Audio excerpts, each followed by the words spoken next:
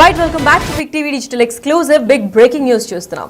MLC ఎన్నికల్లో ఎవరు విజేతగా నిలుస్తారని ప్రతి ఒక్కరిలో ఉత్కంఠ నెలకొంది. అయితే ఈ రోజు ఎమ్మెల్సీ అభ్యర్థులందరూ కూడా కాంగ్రెస్ కి చెందిన వాళ్ళు అని ఖరారయ్యారు. మరి ఇప్పుడు వాళ్ళలో ఎవరు నిలిచారు, ఎవరు ప్రాధాన్యత ఓటింగ్ లో ఫస్ట్ గెలుపొందారు, దాని తర్వాత ఎవరున్నారు అనేది ఇప్పుడు చూద్దాం. కాంగ్రెస్ ఎమ్మెల్సీ అభ్యర్థులుగా ఖరారైన వాళ్ళు ఎమ్మెల్సీ అభ్యర్థులుగా అద్దంకి దయాకర్, అలాగే శంకర్ నాయక్, విజయశాంతిలు అధికారికంగా ప్రకటించింది ఏఐసిసి. అసలు దీని గురించి పూర్తి అప్డేట్స్ మా ప్రతినిధి శివ అందిస్తారు. శివ, చెప్పండి, ఎమ్మెల్సీ ఎన్నికల అభ్యర్థులే గెలుపొందారు, మరి దీని గురించి పూర్తి సమాచారం ఏంటి శివ? రైట్ లక్ష్మి, తెలంగాణ ఎమ్మెల్యే కోట ఎమ్మెల్సీ ఎన్నికలకు సంబంధించి కాంగ్రెస్ అధిష్టానం 4 స్థానాలు కాంగ్రెస్కు ఉంటే దాంట్లో ఒకటి సిపిఐకి కేటాయిస్తూ 3 స్థానాల్లో మాత్రమే కాంగ్రెస్ అధిష్టానం కేటాయించి దాంట్లో ఎస్టీ సామాజిక వర్గం అంటే లంబాడి సామాజిక వర్గానికి సంబంధించి శంకర్ నాయక్, కెతావత్ శంకర్ నాయక్, బీసీ సామాజిక వర్గానికి సంబంధించి విజయశాంతి, ఎస్సీ సామాజిక వర్గానికి సంబంధించి అద్దంకి దయాకర్. గత కొంతకాలంగా కూడా అద్దంకి దయాకర్కు ఎమ్మెల్సీ ఇస్తారంటూ కూడా ప్రచారం జరిగింది. దానికి అనుగుణంగానే ఇటు కాంగ్రెస్ పార్టీ కోసం ఎంతో కష్టపడి పనిచేశాను, నాకు ఒక అవకాశం ఇవ్వాలంటూ కూడా గతంలో కూడా ఆయన కోరారు. అధిష్టానాన్ని కూడా గతంలో కూడా పలుమార్లు కలిశారు. మొత్తంగా చూసుకుంటే అద్దంకి దయాకర్కు ఎట్టకేలకు ఎమ్మెల్సీ స్థానం అనేది దక్కింది. ఇక నెక్స్ట్ విజయశాంతి కూడా ఇటీవల ఢిల్లీ పర్యటనలో భాగంగా కేసీ వేణుగోపాల్, మల్లికార్జున ఖర్గేను కలిసి తనకు ఒక అవకాశం ఇవ్వాలంటూ కూడా విజయశాంతి కూడా కోరిన నేపథ్యంలో ఆమె వివరాలు కానీ మొత్తం అన్ని కూడా సేకరించిన తర్వాత తన విజ్ఞాపనను పరిగణనకు తీసుకుని ఫైనల్ చేశారు. విజయశాంతి పేరును కూడా ఫైనల్ చేశారు.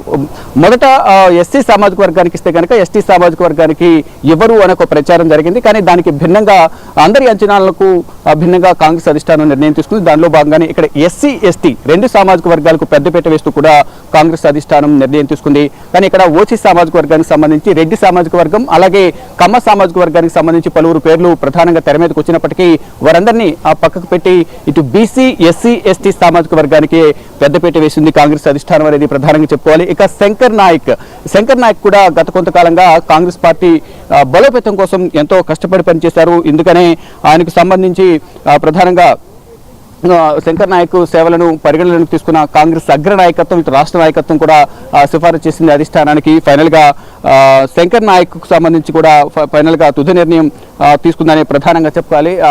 మొత్తం కాంగ్రెస్ పార్టీ అధికారంలో లేకపోయినప్పటికీ శంకర్ నాయక్ కాంగ్రెస్ పార్టీ కోసం కష్టపడి పనిచేసిన పరిస్థితి కనిపిస్తోంది. నల్గొండకు చెందిన శంకర్ నాయక్ ఇటు అక్కడున్న సీనియర్ నేతల అండదండలతో కూడా ఈ ఎమ్మెల్సీ స్థానం దక్కింది. వారి రిఫరెన్స్ తో కూడా నాకు అవకాశం వచ్చింది అనేది కూడా సహచరుల వద్ద కూడా ఆయన చెప్తున్న పరిస్థితి కనిపిస్తుంది. మొత్తంగా చూసుకుంటే అన్ని సామాజిక వర్గాలను పరిగణనకు తీసుకుని కాంగ్రెస్ అధిష్టానం ఈ లిస్టును ఎమ్మెల్సీ అభ్యర్థుల జాబితానైతే ప్రకటించింది. శంకర్ నాయక్ సంబంధించి మొదట కొన్ని ఊహాగానాలు వ్యక్తమైనప్పటికీ కూడా అంటే ఇక్కడ క్యాస్ట్ ఈక్వేషన్ చూసుకుంటే ఒక్కొక్క సామాజిక వర్గానికి ఒక్కొక్క సీట్ ఇస్తారు. ఇటు ఎస్టీ, ఎస్సీ, బీసీ, ఓసీ ఈ 4 సామాజిక వర్గాలకు 4 సీట్లు. దాంట్లో ఒకవేళ సిపిఐకి ఒక స్థానం పోతే ఇంకా మిగిలి ఉండేది 3 స్థానాలే. కాబట్టి దాంట్లో ఒకటి ఓసీ సామాజిక వర్గానికి ఇవ్వాలి, ఒకటి బీసీ సామాజిక వర్గానికి ఇవ్వాలి, ఒకటి ఎస్టీ, ఎస్టీలు రెండింటిలో ఒక స్థానాన్ని మాత్రమే ఇస్తారనే ఒక ప్రచారం జరిగింది. కానీ ఇక్కడ అనూహ్యంగా ఓసీ సామాజిక వర్గాన్ని పక్కన పెట్టి ఎస్టీ, ఎస్టీకి పెద్దపీట వేస్తూ కాంగ్రెస్ అగ్రనాయకత్వం నిర్ణయం తీసుకుంది. దానిలో భాగంగానే అందరూ అనుకున్నట్లుగా, అందరూ ఊహించినట్లుగానే ఎస్టీ సామాజిక వర్గానికి సంబంధించిన లంబాడి సామాజిక వర్గానికి సంబంధించిన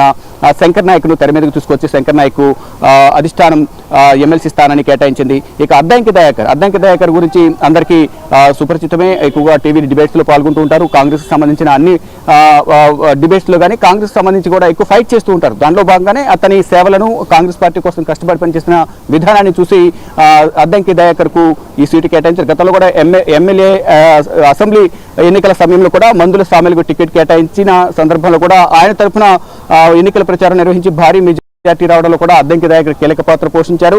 ఇక మరోవైపు అద్దంకి దయాకర్ కు సీటు రావడం వెనుక ఇటు సీనియర్లు కూడా సహకరించారనేది కూడా అద్దంకి దయాకర్ చెప్తూ ఉన్నారు. మొత్తంగా చూసుకుంటే ఈ కొంత ఉత్కంఠకు ఎట్టకేలకు తెరపడింది. రేపు ఎన్నికలకు సంబంధించిన నామినేషన్లకు తుది గడువు నేపథ్యంలోనే ఇప్పుడు అధికారికంగా కాంగ్రెస్ అధిష్టానం చర్చల తర్వాత ఈరోజు ఉదయం 12 గంటల సమయంలో కాంగ్రెస్ తెలంగాణ వ్యవహార ఇన్ఛార్జ్ మీనాక్షి నటరాజన్ రాష్ట్ర నాయకత్వంతో జూమ్ మీటింగ్ లో పాల్గొన్నారు. జూమ్ మీటింగ్ లో వారందరి అభిప్రాయాలు సేకరించారు. ఎవరికి ఏ విధంగా ఉంటుంది ఈక్వేషన్స్ అన్ని కూడా వారందరి నుంచి ఇన్పుట్స్ తీసుకున్న తర్వాత కేసీ వేణుగోపాల్ కు ఆ ఇన్పుట్స్ అని కూడా సమర్పించిన తర్వాత కేసీ వేణుగోపాల్ కేరళ పర్యటన ముగించుకుని ఢిల్లీ వచ్చిన తర్వాత కాంగ్రెస్ పార్టీ జాతీయ అధ్యక్షుడు మల్లికార్జున ఖర్గేతో సమావేశమై దాదాపు గంటకు పైగా సమావేశమై మొత్తం ఆల్రెడీ మీనాక్షి నటరాజన్ మాట్లాడారు కాబట్టి ఆవిడ ఇచ్చిన సంబంధించిన ఇన్పుట్స్, అలాగే వీరికి వచ్చిన సమాచారం, గతంలో కూడా అధిష్టానం పెద్దల నోటి కేసు వేణుగోపాల్, మల్లికార్జున ఖర్గేని కూడా ఆశావాహులు ఎవరుతున్నారు వారందరూ కలిసి వారి యొక్క బయోడేటాను, వారి వినతి పత్రాలు కూడా సమర్పించారు. కాబట్టి దాని గురించి వాటన్నిటిపై కూడా చర్చించిన తర్వాత